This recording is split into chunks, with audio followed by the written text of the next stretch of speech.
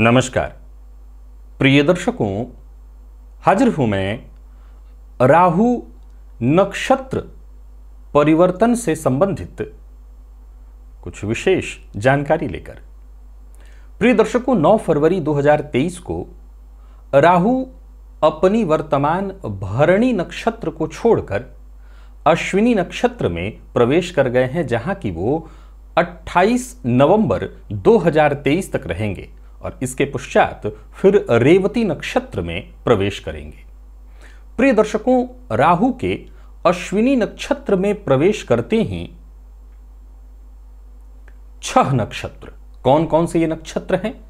तो स्वतः अश्विनी नक्षत्र, अर्थात यदि आपके जन्म के समय में चंद्रमा अश्विनी नक्षत्र में थे, मघा, विशाखा, ज्येष्ठा, धनिष्ठा और पूर्वा भाद्रपद। पुनः एक बार नोट करिए, अश्विनी नक्षत्र, मघा नक्षत्र, विशाखा, ज्येष्ठा, धनिष्ठा और पूर्वा भाद्रपद। इन नक्षत्रों में जन्मे जितने भी लोग हैं, यानी आपके जन्म समय में चंद्रमा इन्हीं में से किसी नक्षत्र में थे, तो आपको बेहद सचेत होना चाहिए। जो अश्विनी नक्षत्र के लोग हैं उन्हें इस नक्षत्र प्रभाव से स्वास्थ्य से संबंधित परेशानियां देखनी होंगी। मघा नक्षत्र के लोगों के लिए कार्यक्षेत्र से संबंधित परेशानी, यानी कुल मिलाकर के देखा जाए तो विशाखा, ज्येष्ठा, धनिष्ठा, पूर्वा भाद्रपद, छोटी मोटी परेशानियां धन से संबंधित या एक्सीडेंट इत्यादि से संबंधित परेशानी आपके जीवन काल में इस गोचर काल के दौरान होने वाली है। अब यहां ये जो नक्षत्र हैं इनको हम अलग कर देते हैं। अब बाकी के जो बचे नक्षत्र के लोग हैं उनके लिए क्या?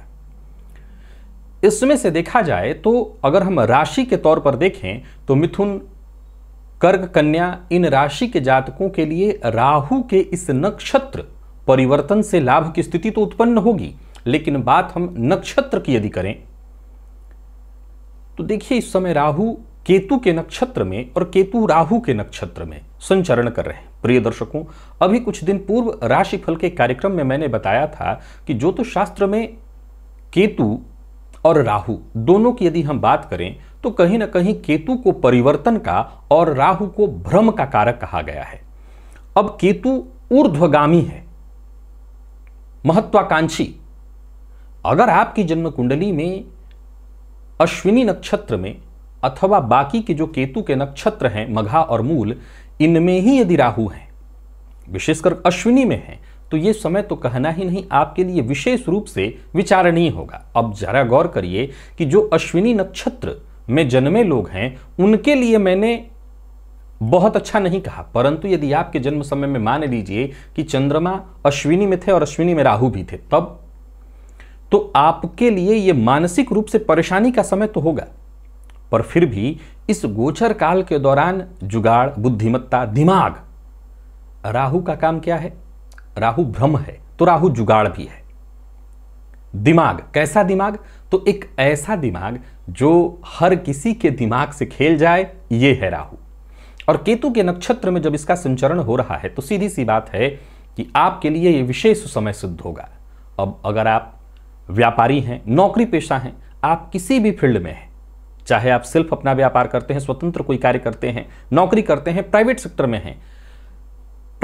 में हैं, विदेश गमन के लिए प्रयत्नशील हैं, तो ये कहीं ना कहीं आपको सहयोग कराएगा। परिवर्तन करने के पक्ष में है, चाहे नौकरी में परिवर्तन करने की सोच रहे हैं, स्थान परिवर्तन करने की सोच रहे हैं, नौकरी में ट्रांसफर चाहते हैं, लाख प्रयत्न के बाद नहीं हो रहा था तो अभी होगा। जैसा मैंने कहा कि मैं 6 नक्षत्रों की चर्चा कर चुका हूं, अश्विनी, मघा, विशाखा, ज्येष्ठा, धनिष्ठा और पूर्वा भाद्रपद। इनको छोड़कर बाकियों के लिए ये नक्षत्र परिवर्तन जो राहु का हुआ है, सबके लिए कहीं ना कहीं कुछ लेकर के आएगा, कुछ लाभ देगा, कुछ ना कुछ विशेष करेगा ही करेगा। और इस समय काल के दौरान जो भी आपके जरूरी काम है, जैसा मैंने कहा, ट्रांसफर आप चाह रहे थे, लाख प्रयत्न के बावजूद जुगाड़ नहीं बन पा रहा था, काम आपका नहीं बन पा रहा था, तो ये काम आपका होगा।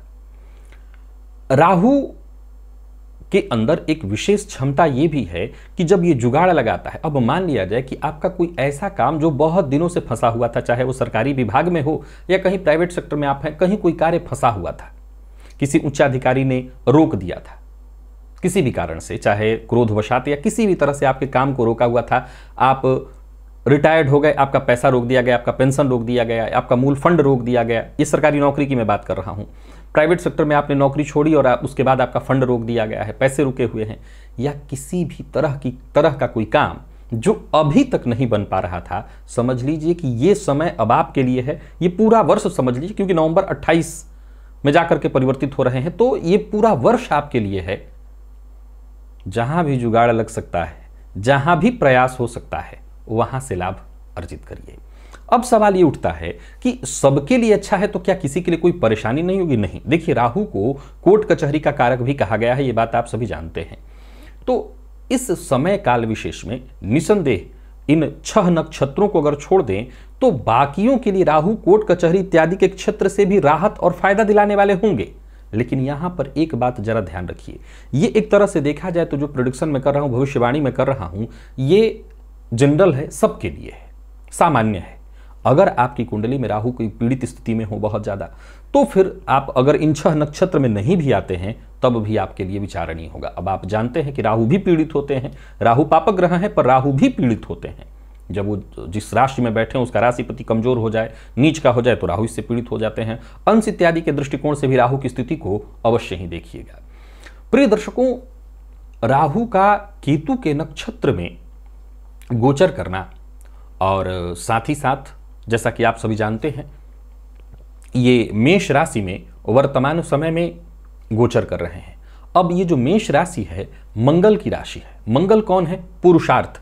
और केतु के बारे में कहा गया है कुजवत केतु, तो मंगल के समान ही केतु को माना गया है, जिसके नक्षत्र में इस समय राहु का संचरण जारी हुआ है। अब कुल मिलाकर के देखा जाए तो जिनके पास पुरुषार्थ की क्षमता है, जो कुछ करना चाहते हैं, और विशेष रूप से यदि आपकी जन्म कुंडली में राहु किसी अच्छी स्थिति में, जैसे कि जन्म कुंडली के 3, 6वें या 11वें भाव में बैठे हैं, 10वें भाव में बैठे हैं, 9वें भाव में बैठे हैं, तो ये समय बेहद खास होगा।